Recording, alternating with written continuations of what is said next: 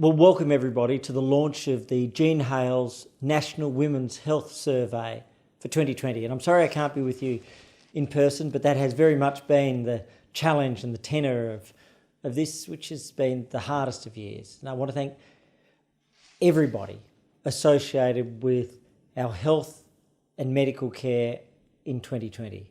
In particular to Janet Michelmore and to the whole Jean Hales community.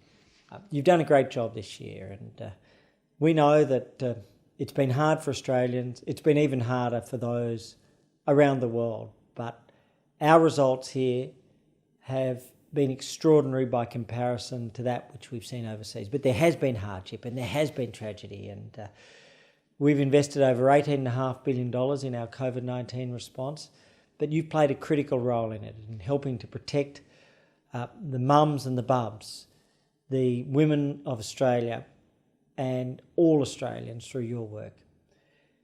In particular, what we've seen is telehealth transform the delivery of healthcare in Australia.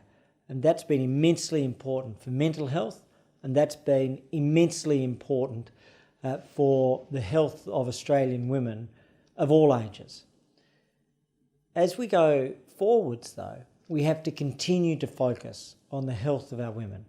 We've developed together, the National Women's Health Strategy over the course of the next decade.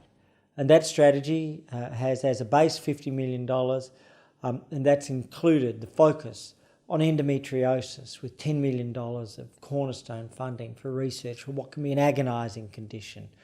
It's included the funding for research into ovarian cancer, $20 million, and cancers that are specific for reproductive conditions for women in Australia.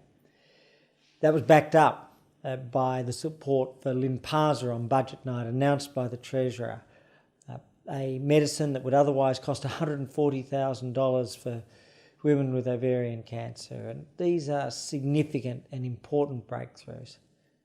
But we also have to continue our focus on what will save lives and protect lives going forward. And that's where the Jean Hales National Women's Health Survey for 2020 comes in. This has had a broad remit this year, and Janet, you and your team have done really important work.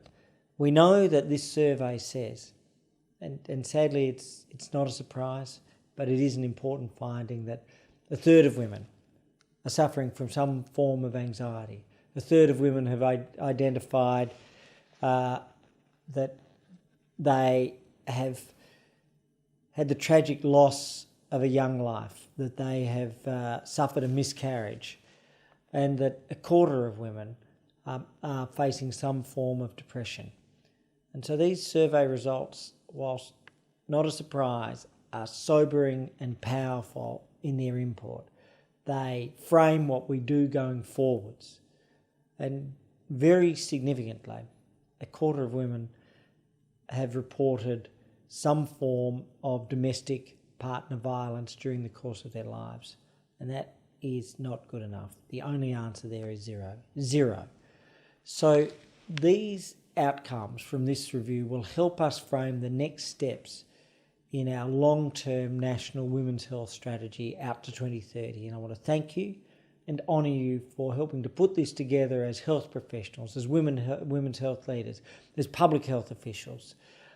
What you do will help save lives and protect lives. And with that, I am delighted to officially launch the Jean Hales National Women's Health Survey for 2020.